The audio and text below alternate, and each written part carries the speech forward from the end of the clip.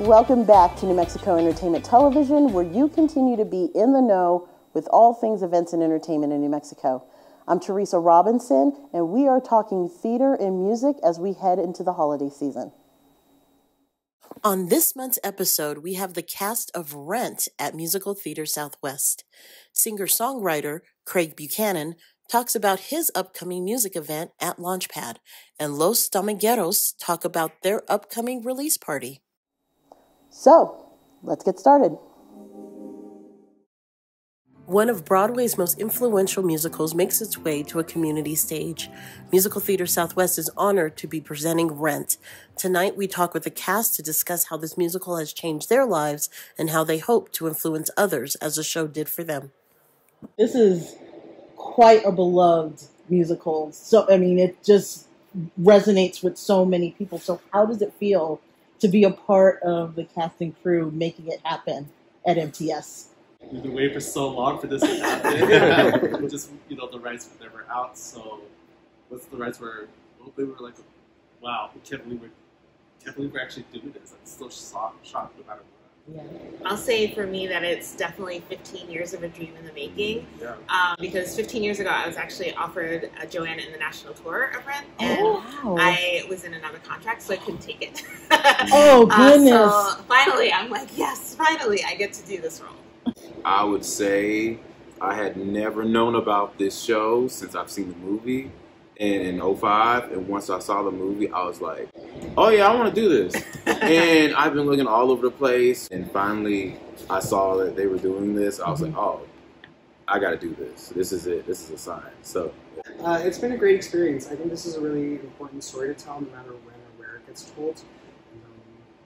Yeah, it's just been great being able to be a part of something that's known to be a big thing in the community, and not just one, but multiple. So what does it mean? What does the musical mean to you? What emotions did it bring out when you first saw it? I've known the soundtrack since I was like age, possibly the age of one of your children now. And so being able to be in it is just definitely a dream come true, especially with this amazing cast. The first version of it that I saw was the Broadway with Renee Elise Goldsberry playing NME. Wow. Okay. And it's just so devastating and beautiful, and you can feel the grit in this show, and being a part of the queer community experiencing this epidemic in the 90s is something that we can't afford to forget. It's something that we have to be aware of and be conscientious of our own history. There's so many nuances that, if you're in the audience, you resonate with someone in the show. You resonate with a particular character. And I think that's why this show is has the longevity that it does have, is because people see themselves in the characters and they know of, or they've been through it before, What was it like when you found out you got these roles? I was shocked. No, honestly, I didn't feel like I had a good audition. I was not feeling good. My voice and my energy. I was like, maybe if I get in the ensemble, maybe I'm okay in the ensemble. And then when they called, I was like, wait, are you sure? Really though? Genuinely. I auditioned really well, but I always doubt myself. I always leave and go home and go, I guess I did okay, but knowing still that I did well, so I had no idea what was going to happen until I got the call. And callbacks were, there were 30 people called back, and the people that were called back were the cream of the crop of Albuquerque. Everyone was I just want in, I just want into the show. I will feel so honored, if every single person will. You are playing an icon. I know. When it comes to Broadway, so how does that feel? Angel's been he's my heart. He's the heart of the family. And so, my gosh, I'm a little shocked, a little scared, but hopefully I do Angel justice. You will. Okay, so I'm just gonna have to call you Roger, because honestly, when I walked in here, if you didn't have that guitar in your hands, I would still know who you are. So how did it feel landing this role? It is a dream come true. Being able to play this part, I find a lot of what Roger's personality to be inside of my own. I know you all joke about it. But yeah, it's the ability to see the arc of characters, especially Roger's, to see how he evolves throughout the show, in his relationships with people, with addiction, with trauma. That really makes it something a little bit more special to me, since I've been through a lot of stuff like that before. Yeah. But yeah, it means the world to be able to perform this character with these people. So as exciting as it is that you guys are doing the show, is there a bit of anxiety at the fact that you're doing this show? Yes. Yeah. Blessing and the curse is we all know this show, and then also the curse is we all know this show. So when it's time for us to be in certain areas, we're like, okay, we're not supposed to sing that. Let's just... Okay, I just gotta ask, how many of you people would start singing parts that wasn't your part? The first song, the opening number. What you talking about? The opening number. I'm telling you. Backstage constantly. Yeah, absolutely. All the time. Absolutely. Yeah. And let's talk a little bit about connections. So what has the camaraderie been with you guys? How's it been? There's rare times when you're a part of productions and shows where you can see where the chemistry is forced, or you have to put a little bit more effort onto it. I feel like with this cast, we've all had that energy of like, oh, we got this. Like, this is us. This is us, really. How has it been to have Jonathan and April as directors? It's just awesome. They have so much passion for the show, and that is something that I love in a director. You know, I like to be directed by someone who knows the show, knows what they want, and isn't afraid to tell me, isn't afraid to give me direction. I think one of the interesting things to watch, because being an understudy, I'm just watching everything. I'm not actually interacting. And it's so nice, like they said, to see somebody that's mouthing every word and knows exactly what's going on. And so it's like, okay, so this is going to be real good.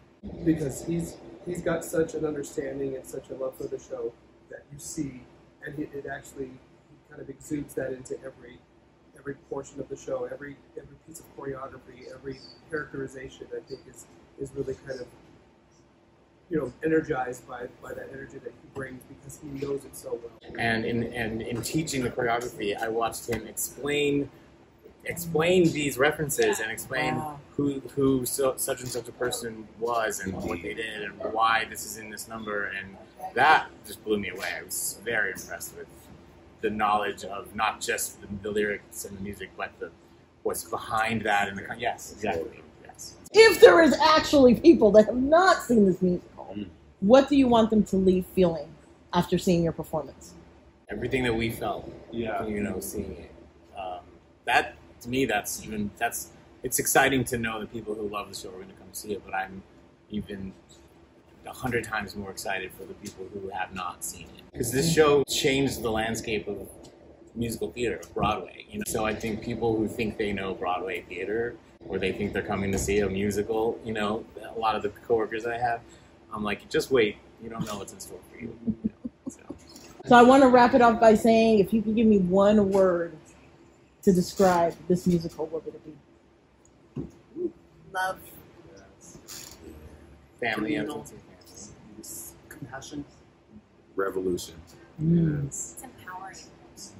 Trust. Yeah.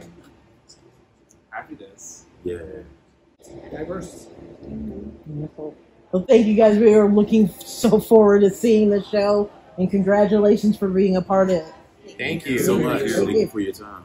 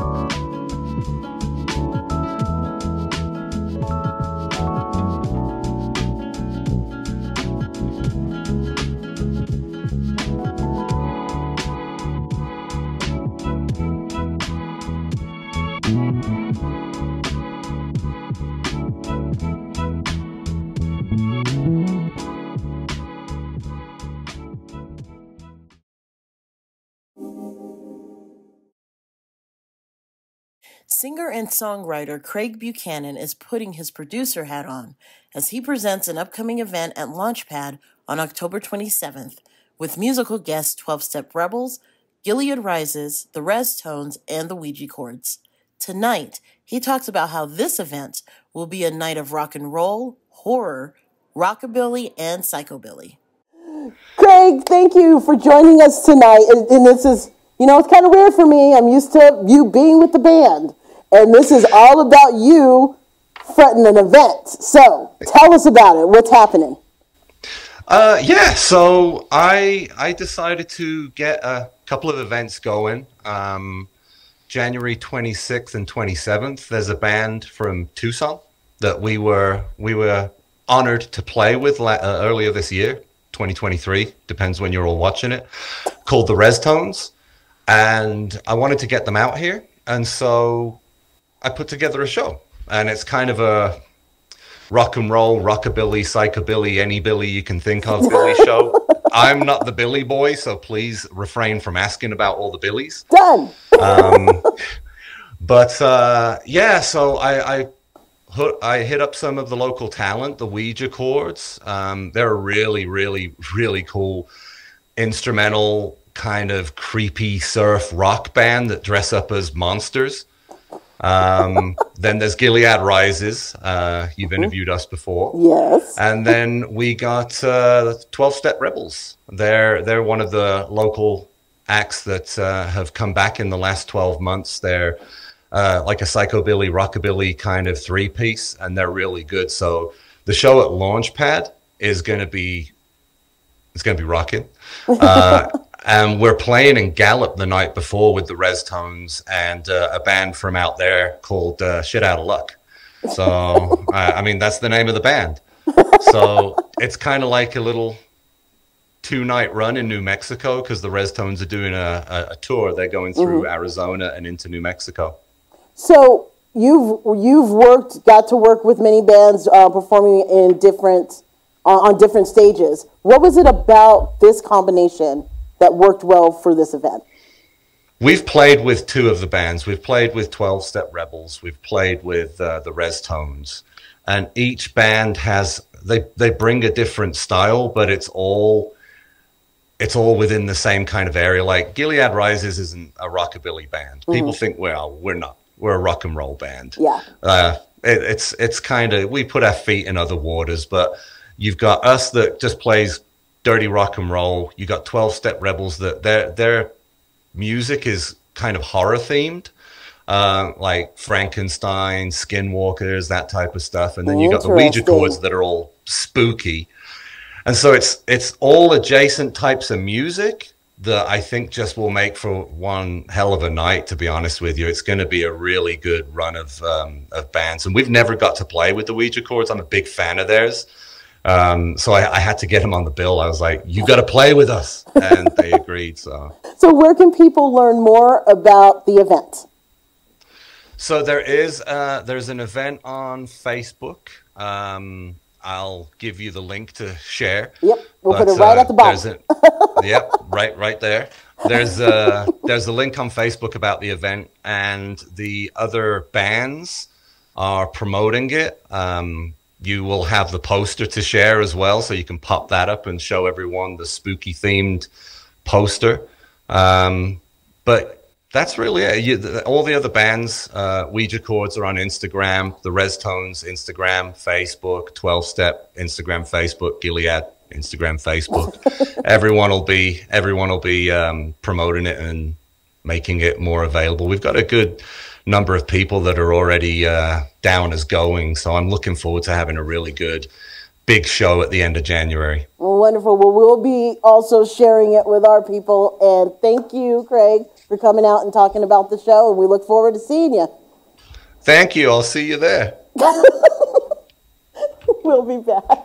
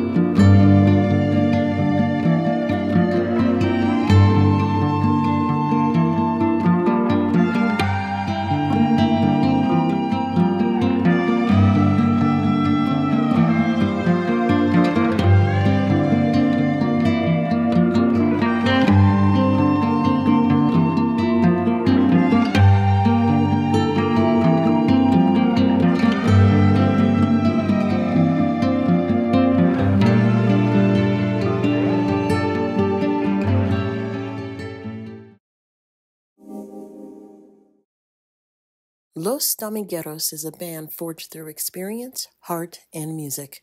They've come through it all, creating amazing tunes that keep their fans wanting more. Tonight, we talk about how they began, their musical influences, and their upcoming release party. Guys, thank you for coming out tonight to talk with us. I want to start by learning how the creation of the band was formed. How did it all come to fruition? In June of 21, I was getting into music. I was also dealing with really bad injury and really bad depression from like overworking myself. And all of my friends were like, "Josue, you need to start a band. You need to start." I was playing in backyard parties and stuff and salsa parties, and we were coming out of the pandemic. And a buddy of mine got me a gig at a local brewery as a solo artist, and I was excited. And so then I go to introduce myself to the owner and say thank you, and he's like, "Wait, you're not doing no solo. I need a band."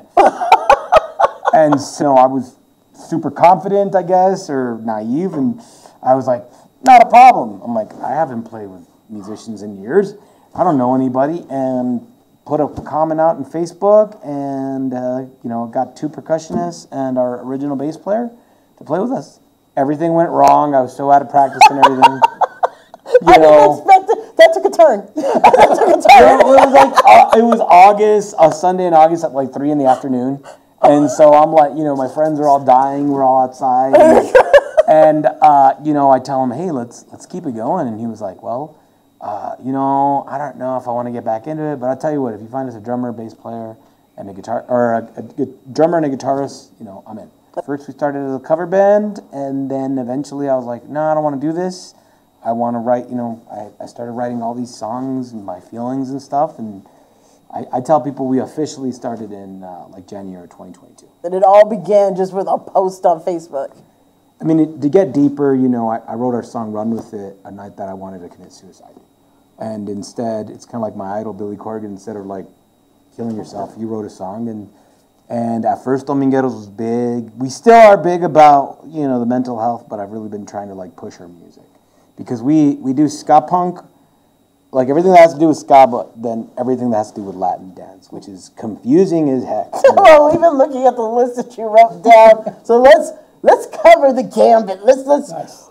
How does this influence breakdown of the genres that you guys play? It's just things. It's just music that comes from our hearts. It's all about feeling. It's about our roots, and anything that can make the people dance. Any kind of group that can get people to unite through the power of music. Yeah. And that's one thing I noticed about Los Domingueros, the music that we perform and we produce for the masses, always has a tendency of bringing people together in a positive way. So it's dancing, just the rhythm, just the grooves, and it's just an uplifting genre. So that we imply for Los Domingueros, and we just throw everything in the melting pot and Los Domingueros are formed. You have a diversity. It's like a cast of characters you would not expect to go together, but you do. Exactly. So it's a formula that's worked out for us thus far. And it sounds good. Thank you. Which leads to, while you are here, you actually have a release party coming up. Yes, ma'am. So tell us about it. So we're so just to answer with the styles is kind of funny because we'll do cumbia, punk, reggae, bachata, which nobody in town does. Yep. We also do. I had like a little thorn in my side because there's this genre called rock en español, which is really special to me. But unfortunately, in the United States, a lot of bands have like stayed stuck in the '90s. They haven't progressed with it. Mm-hmm. And so, when I started it, I wanted my own thing. But anyway, she just gave me the 1 minute. But we're doing an EP with 3 songs. It's a lot. We do a lot of melodic music. We're gonna have a bachata song, a rocksteady song, and we're also gonna do a rock en español song. And it's the last thing. It's called "Until Our Hearts Give Out." Tales of heartache, heartbreak, and a bulldog. And it's going to be the last melodic thing we release until we release our album, and then we're going to get harder. Your stories just take turns. I don't expect heartbreak, and a bulldog. Yep. Didn't expect that. Yep. I didn't see that coming. Because one of the songs is about missing my wife when I was on business trip and my drooling bulldog named King Ramses. The official bulldog of Los Domingueros. So where is the release party happening? It's going to happen at Echoes Brewery on January. That's a long time. January 27th. We have 4 bands. We have a side project called Josuelos Pusigatos, which is our answer to all the New Mexicans asking us to play traditional music. So what we do is we do mariachi music and punk rock, wear masks, lucha masks, and talk crap about Los Domingueros. Then we have. So is this like an alter ego? Oh, got it. Okay. Then we have November Radio making their debut. Man High, our local legends ourselves, and then Freddie Flopez is going to be spit and flow right between. $10. We'll have a link up soon after Christmas. But Echoes Brewery, it's going to be 8 o'clock on January the 27th. So make sure I get that link and we'll be able to share it with folks. Where can people find out more about the band? You can find us on our Instagram. You just look up Los Domingueros. You can find we have a website, we have YouTube, we have Facebook, we have TikTok. Our website, if you're old-fashioned like me, I never update it. It just says go to Instagram. And if you're one of those people that says, I don't have Instagram, go to Facebook. Those are the two places you're going to get our biggest updates. Oh, goodness. Gentlemen, thank you very much for coming this evening. Thank you. Thanks for having us. Next friend, he talks too. Yeah, you say things, right? It's all about the music for him. It's just it moved that much. All right, we're wrapping it up. Thank you guys. Thank you so much. Thank you guys for coming out tonight and talking about the band. We're looking forward to the release party. Congratulations. We'll be back. This is your New Mexico Entertainment in 60.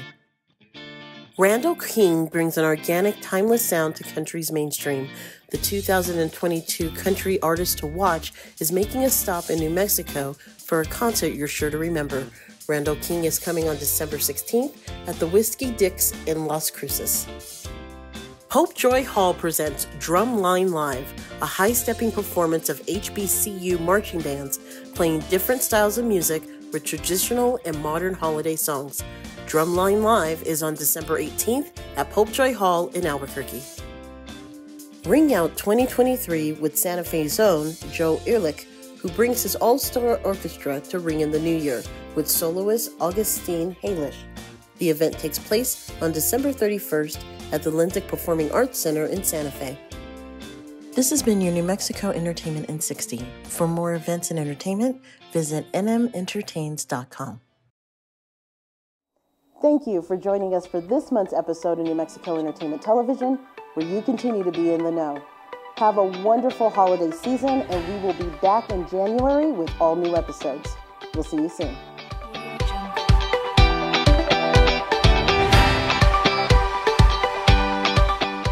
For more events and entertainment, visit nmentertains.com.